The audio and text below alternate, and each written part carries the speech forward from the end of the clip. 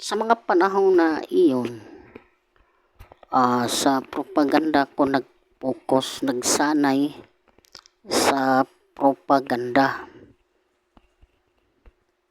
Kasi yung assignment ko, hindi sa armado, kundi sa propaganda. Yung mga pinag-aralan ko yung mga paano propaganda sa masa. Yung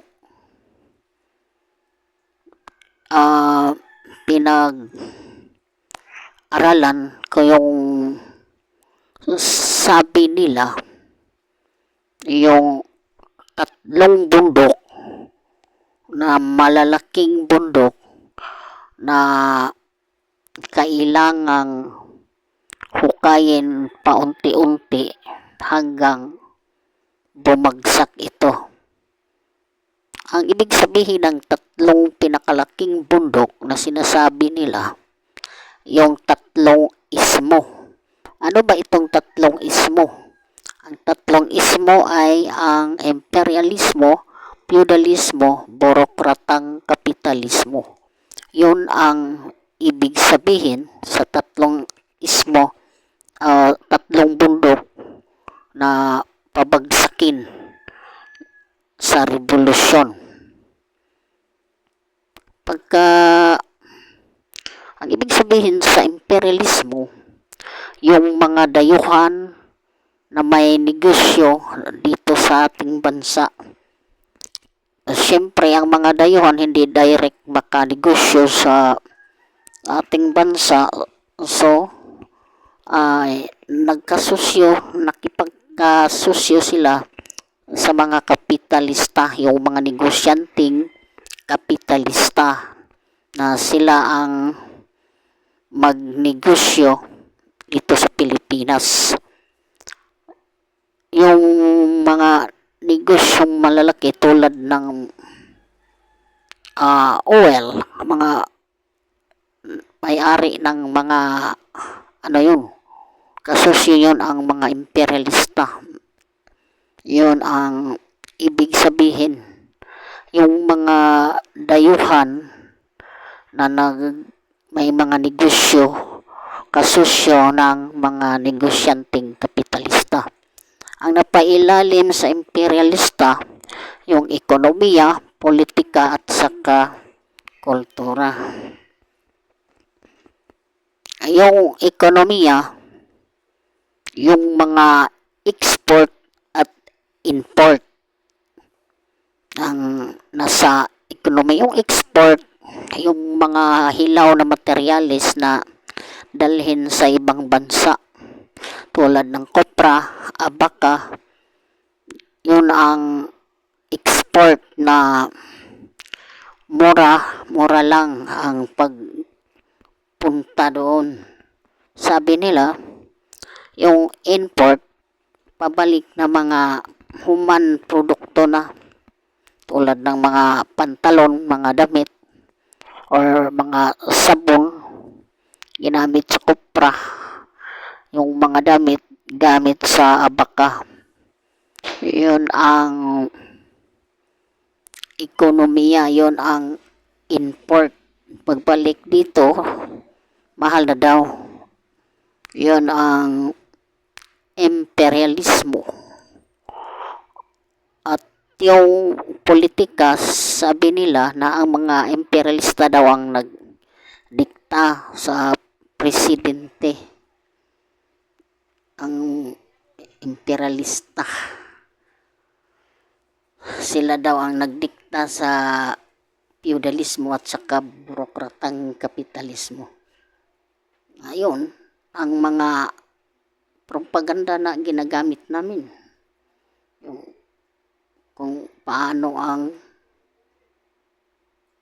yung ekonomiya natin at yung base militar na yung mga Amerikano.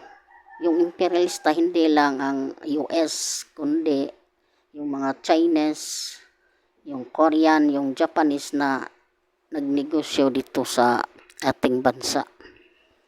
Yon ang mga imperialista.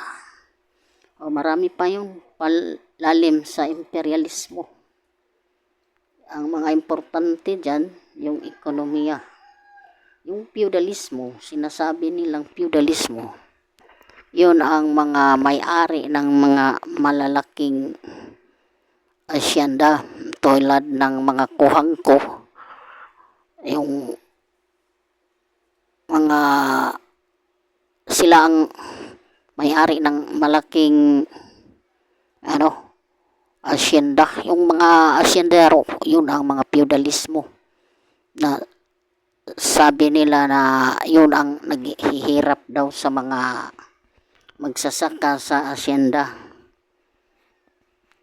Ang burokratang kapitalismo, yun ang executive at legislative, yung presidente, vice president, mga senator, congressman, justice, mula sa taas hanggang pababa nga nasa gobyerno, yung mga departamento.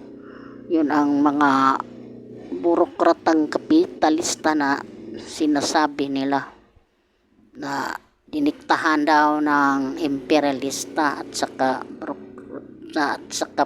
feudalismo, kasi yung mga nasa gobyerno, mga mayayaman, may-ari ng mga asyenda, sabi daw nila. Yun ang justice, kasali yun yung mga nagkaiba-ibang mga departamento.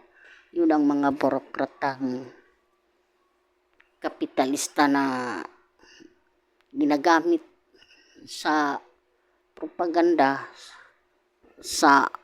para sa masa, yung mag-organize ng mga masa. Yun ang ginagamit namin na propaganda para na ma-brainwash, humalito ang kaisipan ng masa. Ginagamit yun, yung kahirapan, para sumali yung mga magsasaka, makipag-revolusyon, pag na-brainwash ng mga kaisipan nila. Yun ang mga ginagamit namin sa isa na mayroon daw nga, sabi daw nila, revolusyon ang sagot sa kahirapan. Totoo ba yun? Hanggang ngayon, ang December 26, 1968, ngayon na pizza 26 na ika-56 ng pakikibaka nila, pero hindi pa rin nagtagumpay. Yun sana natin isipin na kung ano man ang kanilang pakikibaka, na hanggang ngayon wala pa ring pagbabago. Hindi pa rin nila nakamit ang sinasabi nilang kalayaan o demokrasya. Kasi wala naman silang mga mga gamit na magamit nila para sa pagkiglaban sa ating gobyerno. Hindi madali, puro lang pangako. Sinasabi nila 1989 sila na ang umupo sa gobyerno. Yun ang sabi.